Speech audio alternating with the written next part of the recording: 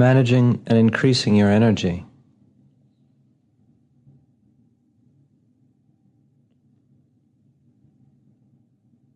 Everything that we do involves energy.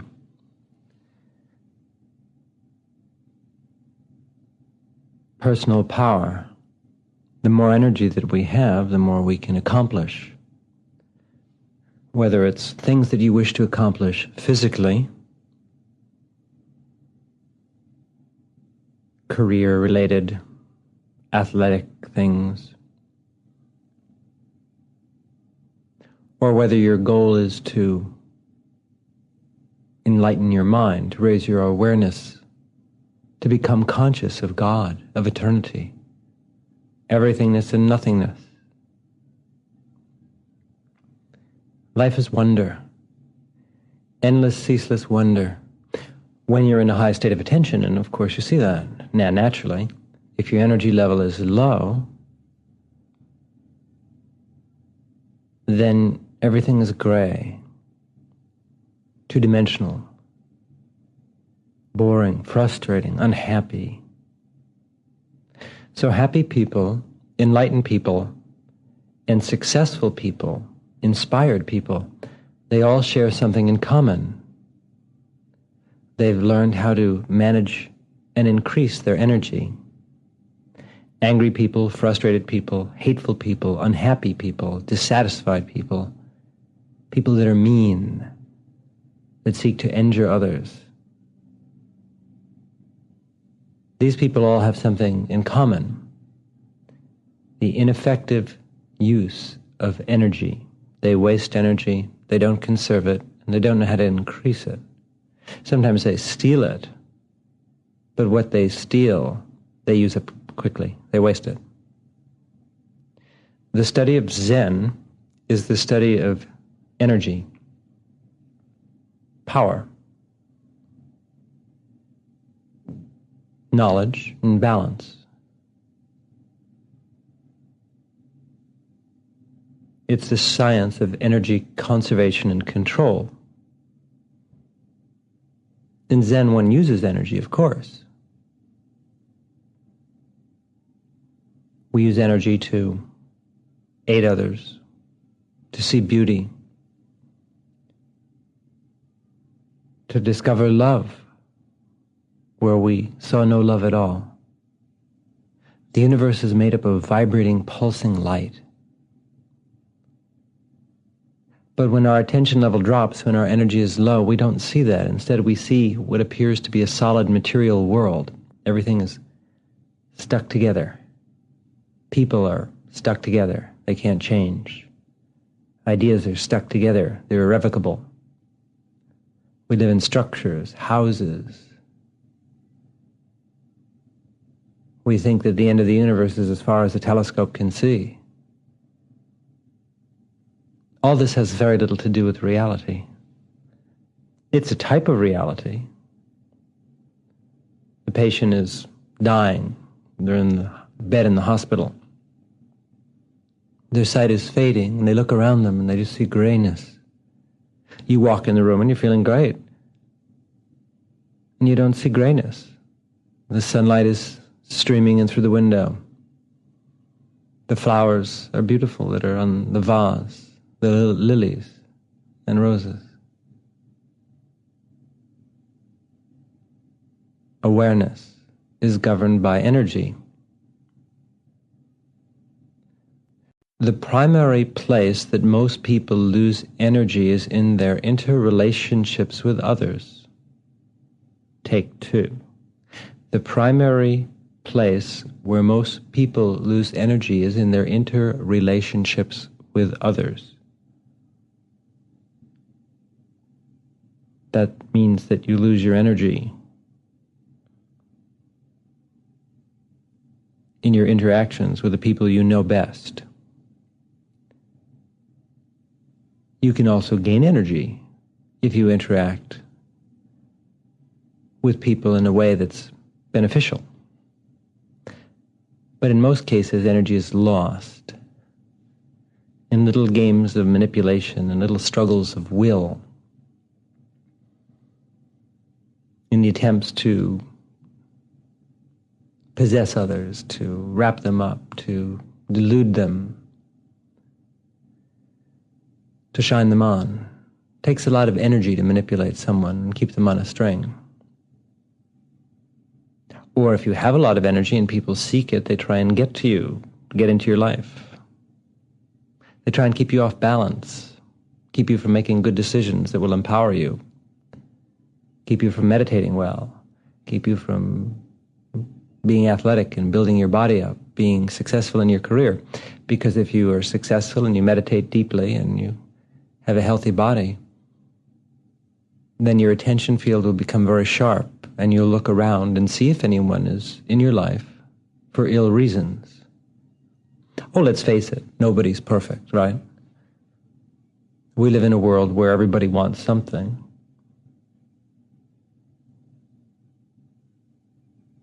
But there's a tremendous difference between a person who uses you and a person who abuses you. A person who uses you is somebody who wants something from you. They may love you, but ultimately they want something from you, whether it's something physical, something sexual, or just the fulfillment of their own love by having someone to experience it with.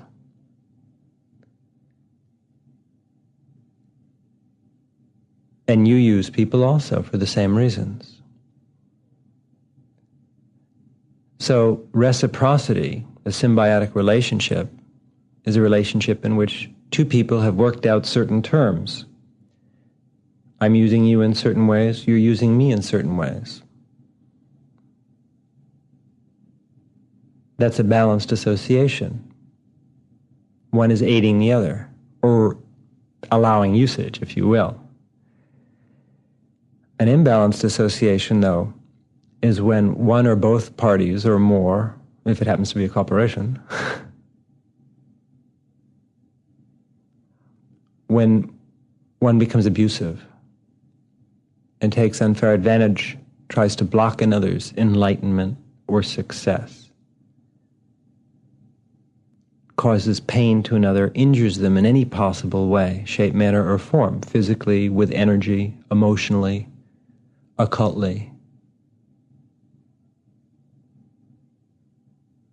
And it's necessary to do a very thorough examination of your life and to discover whether the people in your life, no matter how much you love them, are using you or abusing you. If they're using you, no problem. You should expect that, and you should use them. Not abuse, use. Proper energy balancing occurs there. Beings helping each other. But if there's someone who's abusing you, then you have to ask them to stop. If they won't, you must eliminate them. Otherwise, they will keep you in a very low energy state. Naturally, as we all know, it's possible to take energy from someone else, just like you can steal money from somebody's wallet. You can take power from someone. This is usually done in close emotional sexual relationships. In sexual contact, there's something that happens, something obviously physical and something subtle and mysterious. A doorway is open between people in that deep level of intimacy, intimate contact. And it's very possible for someone to be very abusive at that time with energy. If one party is trusting, it's very easy at that time for the other party to format someone, that is to say, to put thoughts in their mind, to jam their consciousness or attention, to lower their energy level, or to just take power from them. You can take power from somebody. Because a person is open on many levels. That doesn't necessarily have to happen. It does quite frequently. Human beings being the way they are, confused, deluded, and generally unawakened. So as a person who seeks to increase their energy, which is obviously the reason you got the tape, I address these remarks to you, not to the general public, who may or may not be interested in increasing their energy. you have to be very, very careful about who you have intimate contact with. You have to monitor the situation constantly. It can change. You can be with someone who's not abusive who becomes abusive. Then you have to confront them, talk to them. Human beings need things explained to them sometimes. And then if they don't change, they probably won't change. So it's time for you to change. Most energy is lost in these type of situations, or just within family structures. The only people who can really drain your power effectively are people you're very close to, you're open to, you love, or people you're afraid of. Fear. When you're afraid of someone, they can gain power over you, meaning they can drop your energy level.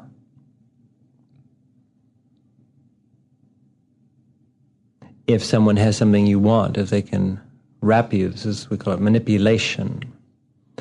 They can make you think that they've got something that you have to get from them. They're the exclusive source. They're the only one who can make you happy. And of course, you can never get it yourself. Now, people come to a teacher to learn Zen or other types of self-discovery. And in a way, you go to the teacher to become happy. A teacher who just wants to keep you on a string forever, that is to say, they don't actually teach you how to become independent and strong, but they set themselves up as a god, the god-guru concept. And you worship them and bring them offerings all the time, and they tell you what to do constantly. They don't give you challenges to develop your mind. They don't throw you back on yourself. Everybody wants a teacher like that. Somebody will tell you everything, tell you what to do, how to live, how to breathe, etc. But a teacher like that is very abusive. Those people are actually usually taking their students' energy. Once in a while, a teacher may make a recommendation, but it's usually after going through the basic Socratic method of trying to get the person to figure it out themselves. A good teacher challenges your mind and your intellect and your spirit. They throw you back on yourself all the time. By that I mean they make you do things, work for things. They teach you what they have learned. And the only way to do it is to get out and do it. And it takes many, many years to become proficient in energy conservation, just as it takes many years to get a PhD. But it's something that happens. You make progress, you get continually stronger, you see your attention is far different than it ever was before, if you're applying the things that you've been taught. But a lot of people who are involved in self-discovery lose energy to abusive teachers, to abusive friends, and to entities, non-physical beings. Today we see all kinds of channeling going on. People go to mediums and they get in touch with these spirits that are outside of the body, and most of these spirits are pretty malevolent and unenlightened, although they often claim to be enlightened teachers who are disincarnate, not in the body. These are low-vibe beings who seek life force. They don't have a body, but they want the experiences that a physical body provides. They want to experience sex. They want to experience food. They want to injure others. Most of them are from very low planes. They're not very evolved. But they can mimic. And today we see all these people channeling and trying to get in touch with beings and have them speak through them and all this sort of stuff. I mean, this isn't new. It's been going on for thousands of years. But right now there's a rash of it. People think that simply by getting in touch with some being that's outside of the body, it'll answer their questions and solve their problems. The same way they think going to some guru who gives them all the answers will solve the problems. This only creates problems. It won't help you a bit. The person who helps you is the person who aids you in becoming independent and strong. Answering your questions won't do that, because then the next time you need to answer your questions, you just have to go back to the channeled entity or whatever it is, or the old guru. On the other hand, good teachers don't answer you. They ask you questions. They make you think. They teach you methods of problem solving and analysis, of meditation, intuition. So I'm suggesting that a great deal of energy is lost in this study by people who interact with non-physical beings who want the person's energy, and they get into their attention field. They get into your mind and your body by approaching you in the dream plane, promising you powers, playing on your desires. They get into your consciousness and they sap your life force. It's a game they play with you. Carried far enough, it becomes demonic possession. A lot of energy is lost, of course, to false teachers. Wherever dependency is created, energy is lost. In self-discovery and Zen, you need to become independent and strong. That's the key. That unlocks the door of mind, of enlightenment. So there are two sides, obviously, to increasing energy and controlling it and conserving it. One is avoiding loss, the other is learning how to gain energy. Gaining energy is obviously accomplished by meditating, by right actions, right thoughts, right deeds, by studying with a real teacher, or if you don't have a real teacher, by just studying and following the teachings, by creating happiness in your life, by never giving up, and so on. But my subject today is not so much how you increase it. I really believe that's a natural process, and if you meditate every day, that will happen, and you practice. If you follow the study of Buddhism or any type of advanced self-discovery, it'll happen. The real problem is not increasing your energy. That's pretty easy, I'm suggesting. The problem is losing it. If you stop the loss and you simply meditate, you'll have more than enough energy, and you learn to live strategically. These are things I discuss at my seminars and on other tapes. But the issue that most people don't get, in other words, that's the easy and fun stuff. The issue that they miss is where they lose energy. If you plug up all the holes of drainage, and if you simply meditate, the rest will happen automatically for you. But if you miss where you're losing energy, it's a problem. Again, a given is that you're meditating every day, studying with a teacher, if not, studying the teachings, and learning to have more fun with your time and life and mind. Going to places that make you feel good, that increase your energy, participating in activities, following careers, right actions, right career, all that sort of thing. Happy things. Increase your energy. But you need to look for points of depletion. Now, evolved people need to spend a great deal of time either alone or in areas of low population density. People who meditate, people who are evolved, are very sensitive. And one of the greatest problems that they have is their sensitivity. It's also their greatest boon or help. Because they're sensitive, their consciousness is flexible. They can move quickly towards enlightenment and higher states of mind. But that sensitivity is a double-edged sword. As a sensitive person, when you put yourself around other people, you feel their desires, you feel their angers, you feel their frustrations. And you begin to believe that the thoughts, feelings, and desires and frustrations in your own mind are yours. Even this, let's say at a Zen seminar this happens. I'll do a Zen seminar and let's say several hundred people come.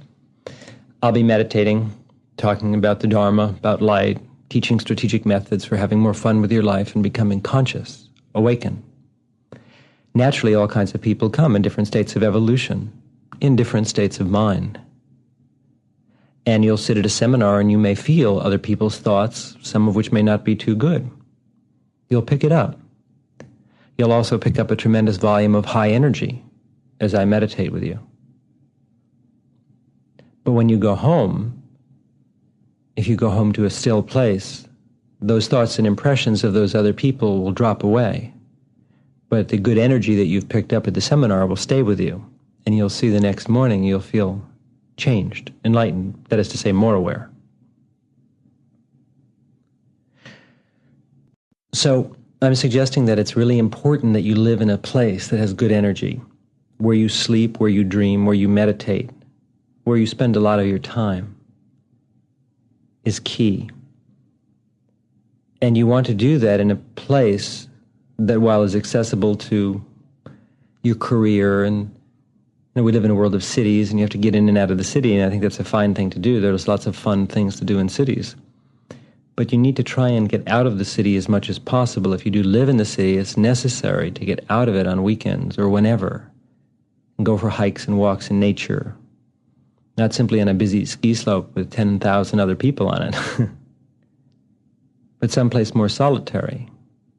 Cross-country skiing, perhaps, or walking, or whatever it is. Because only then will you feel the stillness. Then you'll realize that most of the thoughts and desires you have are not yours. You'll just see what's you, in other words. It's good to take a couple of days by yourself and rent a nice cabin in some nice happy area and stay a day or two and meditate and take walks in safe areas, areas that feel good to you, to find out who you are again, to remember.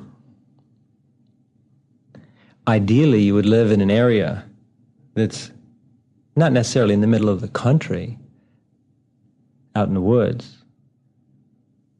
because you can isolate yourself there too and just get stuck in your own thoughts. Interaction with others is good. But in an area of low population density where you have access to both deeper country and deeper city, a place of balance. If you thrive on the city energy, then it's necessary, as I said, if you want to effectively increase and manage your energy, to leave the city frequently and to walk in parks, to get away from people. Again, this is addressed only to persons who really want to move into higher levels of mind.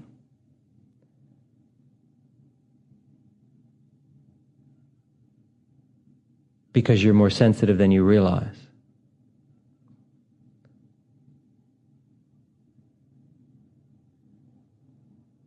Find a spot that makes you happy. Select companions who are striving for enlightenment. They'll have their imperfections, certainly. But at least their attention is moving in the right direction. They're accessing the right type of energy. But preserve time for solitude. Don't get involved with non-physical beings. In this current pastime, this rage is dangerous. Many of these people who are channeling entities and things like this are going to become very sick, physically and mentally. Oh, it is possible to contact higher beings who are not in the body. But the being you really want to contact is you.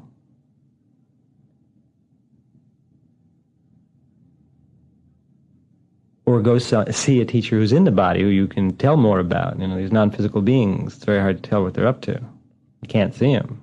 How can you rely on it?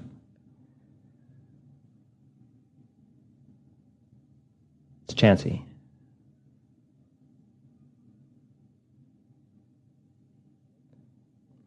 Emotional control is essential for attaining higher levels of mind. It's absolutely necessary to love, of course, but to be able to control yourself. The thing that a teacher looks for in a student is the degree of self-control, not coldness, self-control that someone has. Can you control your anger? Can you control your lust? Can you control your frustrations? Can you control your jealousies? Those are the only people worthy of learning the higher teachings. By worthy, I mean that they're the only ones capable of it. Because in order to really effectively interlock with higher spheres of mind and attention, you must have tremendous balance and control. This comes through conscious decisions to do so. You learn that it's more fun to have control than not to. Enlightenment doesn't occur by an accident. It's a deliberate decision that someone makes again and again. Day after day, week after week, month after month, year after year, lifetime after lifetime. It's something that you grow in and develop in. When you could be sloppy, you're not. When you could be indulgent, you're not. When you could be sad, you laugh instead. If you fall down, you pick yourself up and begin again and again and again and again. Be a perpetual beginner. Each day we start over. Each evening, each moment. Always be inspired.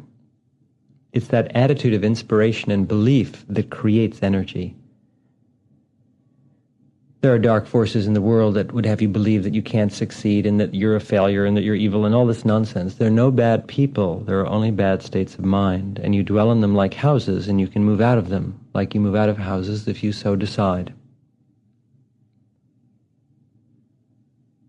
To get into a nicer house, you need a little more money. That's energy.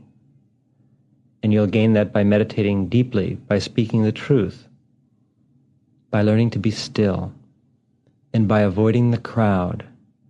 Most of the time, not all of the time. Again, you don't need to be a recluse and stay away from people. But you have to set aside a lot of time for stillness. That's the only place there's real fulfillment. And then when you turn to life and activities in the world and career management and all that stuff, you'll be successful. You'll have a great time because you'll have the energy to do it all. But you can't burn the candle on both ends. You have to recharge. You need to slow it down.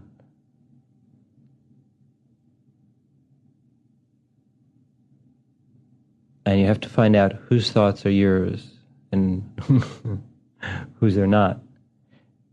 Nature is our friend. Trees, squirrels, grass, fields, meadows, ocean. Without people. Hike, walk, stroll, bike, swim. When you have free time, be in a still place and feel eternity, feel God, feel nirvana. I mean, have a great time, just feel it. Extend that mind of yours, which you sharpen with the sword of meditation, into eternity. Feel beyond this life, beyond all lifetimes. Be inspired. We live in a world where people aren't. So what? They're all just going to die. What do they know? Be optimistic, always. Always feel that something good is going to happen. It is. If you decide it is and you make it happen. This creates energy, this attitude. Belief, sincerity, inspiration. Not getting discouraged. Right attitude, right mind, right conversation, having a hell of a time. And don't be a prude. Don't be too strict in your observances, otherwise you're just stuck in it. There is no letter of the law to follow in Zen. It's a free-form experience. There's a lot of etiquette, but there's no rules. The etiquette is higher consciousness, sensitivity, gentleness, gracefulness, intensity, power, knowledge, feelings that you feel when I talk on these tapes.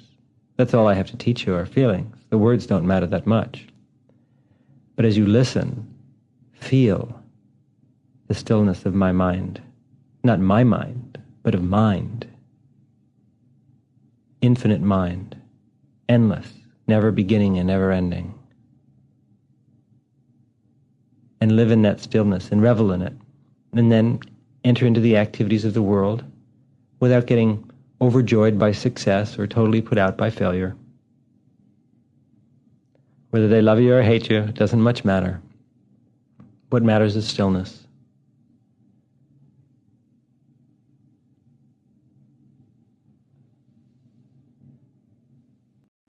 Energy is gained, a great deal of energy, by giving energy. Now this is a curious thing. You'd never think it. Or maybe you would. We assume in life when we take something that we get it. You go to the bank and you get a lot of money and you have it. You give money away, you don't have it. But in the world of energy, that's not entirely true. When we give energy, we gain energy. Now, this is different than having someone manipulate you, take your energy, that sort of thing. We're not talking about that. We're talking about energy that's freely given. For example, right now I'm making a tape. I'm sitting here in Boston. I'm visiting the city for a few days. And I'm taking time to make a tape for you. whoever listens to this tape is for you. And I'm projecting a tremendous amount of energy into this tape, into the awareness, to inspire you and show you that life can be much brighter and better than perhaps you realize. Now, when I do this, a curious thing happens. I'm giving a lot of energy. I'm giving time. I do this when I teach. But something will come back to me unsought. I just enjoy doing this. I'm not seeking a return, but something does come back. Energy. Because you're not pulling energy from a limited source, the source of your body, but one pulls energy when you give this type of energy from infinite mind, which is endless energy. So consequently, as you give more, you receive more.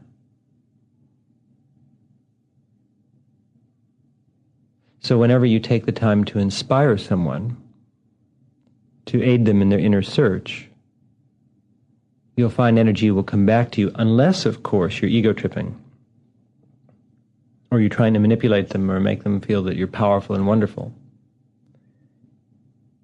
Then it's better not to. It's better to keep to yourself. You'll create very painful karmic situations for yourself. You'll lose energy.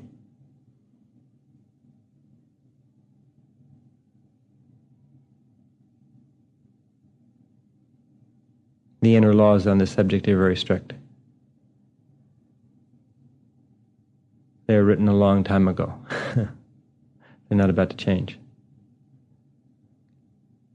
And you also have to be careful that in giving energy, you do not allow yourself to be excessively drained or used. There can be a sort of a depressive person who you always try and inspire. And they never change. They just feed on the energy and pull you down in the process. That's not what I mean. That's pouring water through a sieve. None of it collects. It all goes out.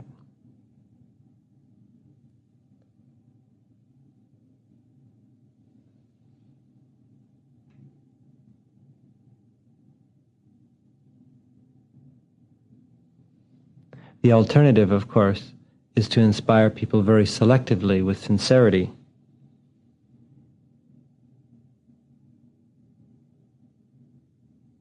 And with respect.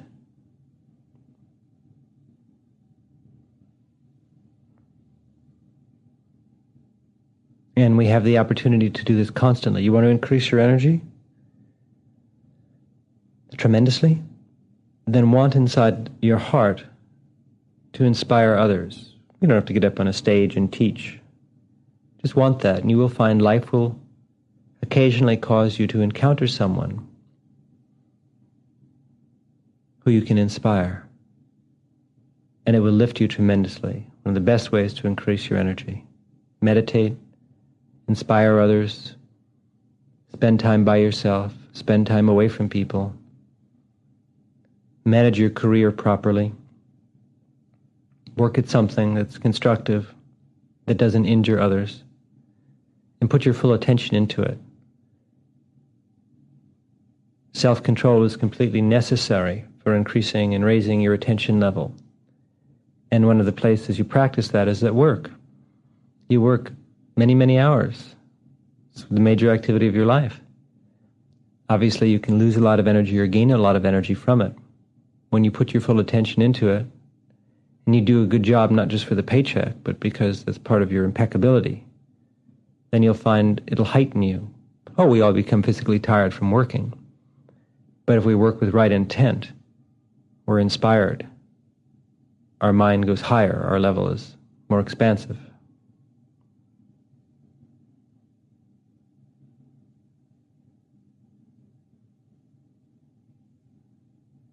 Work in a place that feels good to you. No place, again, will be perfect, but select the best of that which is available. But it's more of an attitude. In other words, if you see work as part of your Zen, the Zen of working is just to do it. Not to worry about it, just to do it as well as you can do it. To feel you'd be doing it without the money. You'd be doing something, some kind of work. Because work perfects you. If you do it properly. It's a chance to exercise control, restraint, discipline, creative inspiration. If you're mindful in your work, if you put your best effort into it, then something comes back to you.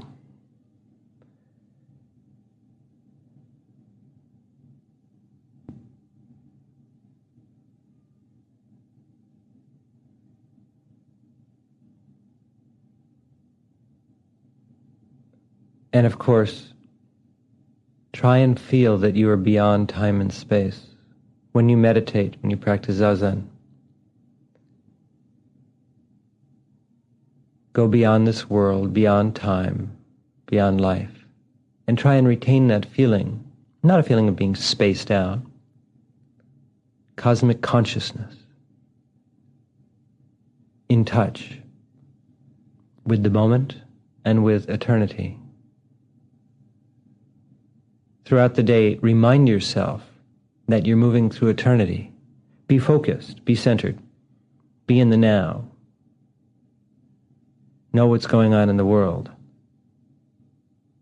Read a newspaper once in a while. Be precise in your work, in your physical motion, in your movements. But at the same time, allow your consciousness to spill over and flood into eternity, into the endless light of reality. High Talk with Zen Master Rama.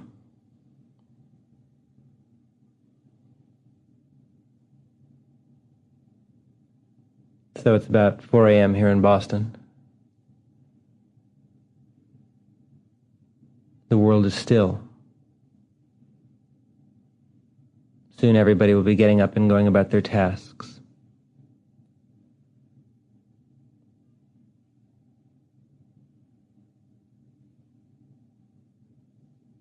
And there's a beautiful stillness abroad throughout the land and the universe.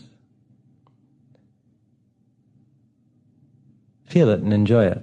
It may not be 4 a.m. where you are, but it is here now, always. This moment is always. You see, the way you increase your energy is by letting go. Ultimately, there's something inside you that knows what it should do, and you fight it all the time. And when you let go to that part,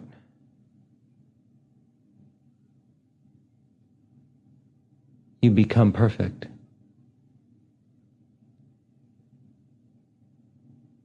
In every moment you become perfect. Different types of perfection. Perfection is not a final state. It's a state of mind.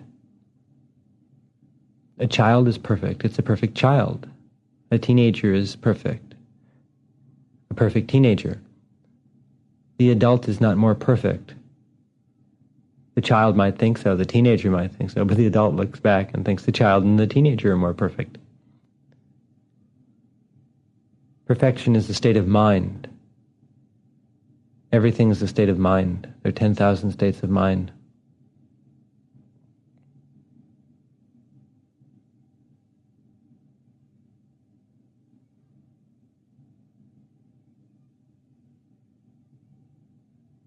Good morning.